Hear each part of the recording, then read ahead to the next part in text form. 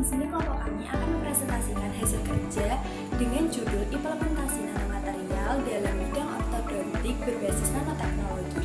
Sebelum itu, perkenalkan, nama saya Nesya Nurlita dengan nomor NPWP 501241102. Perkenalkan, nama saya Rofi Kotulasana dengan nomor NRP 501241018. Aulia Hodijah dengan NRP terakhir 042. Perkenalkan, nama saya Yelena Ayu Widiawati dengan NRP 50012411114. Baik, di sini saya akan menjelaskan pengertian tentang nanoteknologi. Apa sih nanoteknologi itu? Jadi, nanoteknologi merupakan suatu teknologi yang memfokuskan pada pemanfaatan dan pemahaman tentang bahan materi yang berskala nano. Dalam skala nano ini, kita dapat mensintesis dan merancang bahan untuk menjadi suatu komponen bentuk yang terkhususkan menyesuaikan dengan kebutuhan yang kita inginkan. Jadi, nanoteknologi tersebut dapat kita manfaatkan dalam beberapa bidang, yakni bidang kesehatan, bidang energi, maupun bidang elektronika. Jadi, tujuan dari nanoteknologi adalah untuk memanipulasi dan menggunakan materi di tingkat nano untuk mengembangkan suatu produk atau aplikasi yang memiliki kinerja dengan lebih baik. Baik, di sini saya akan menjelaskan ada apa aja sih keunggulan dari material nano tersendiri. Nah, ada 4 keunggulan. Yang pertama adalah luas permukaan yang besar, yang kedua adalah efek kuantum, yang ketiga adalah dimensi yang sangat kecil, nah yang keempat adalah potensi penerapan yang luas. Jadi, untuk luas permukaan yang besar, ketika ukuran bahan mengecil ke skala nano, rasio antara volume dan luas permukaannya berubah drastis. Luas permukaan yang besar memengaruhi sifat kimia dan reaktivitas bahan tersebut. Nah, yang kedua adalah efek kuantum. Efek kuantum tersendiri mengacu pada fenomena pada tingkat atomik dan subatomik, di mana sifat materi dapat berubah secara drastis pula. Yang ketiga adalah dimensi yang sangat kecil. Nanomaterial yang berukuran 1 hingga 10 nanometer memverifikasi fleksibilitas dalam mengendalikan dan memodifikasi. Nah, yang keempat adalah potensi penerapan yang luas. Implementasi nanomaterial tersendiri dalam berbagai bidang, yakni bidang elektronika, kesehatan, dan juga energi.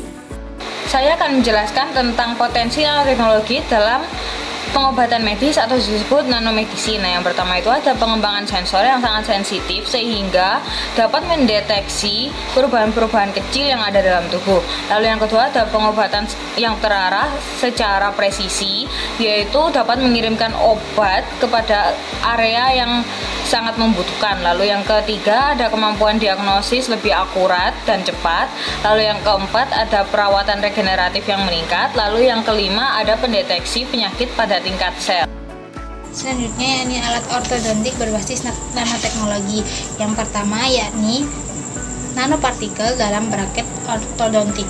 Braket ortodontik ini menggunakan nanopartikel untuk mengurangi terjadinya gesekan antara gigi dan kawat sehingga pergerakan gigi dan kawat menjadi lebih mudah dan lebih lancar, dan juga mengurangi rasa sakit karena gesekan antara gigi dan kawat tersebut. Yang kedua yakni nanokomposit. Nanokomposit merupakan suatu alat atau bahan yang bersifat kuat dan tahan lama, sehingga alat tersebut bisa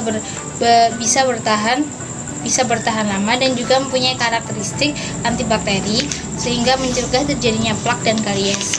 Yang ketiga yakni nanopartikel antibakteri. Nanopartikel antibakteri ini merupakan nanopartikel yang bersifat antibakteri sehingga mencegah terjadinya pertumbuhan bakteri dalam gigi, yang akhirnya dapat mencegah terjadinya peradangan dan infeksi dalam gigi sehingga risiko peradangan dan infeksi terhadap gigi ini dapat diminimalisir dengan adanya nanopartikel antibakteri ini. Yang keempat yakni kawat ortodontik nanokomposit.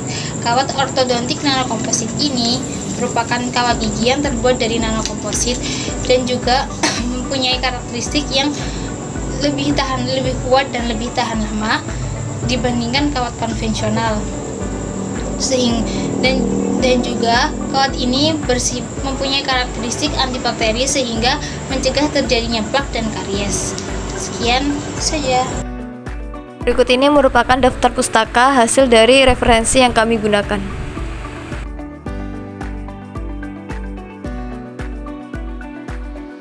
Sekian presentasi dari kami.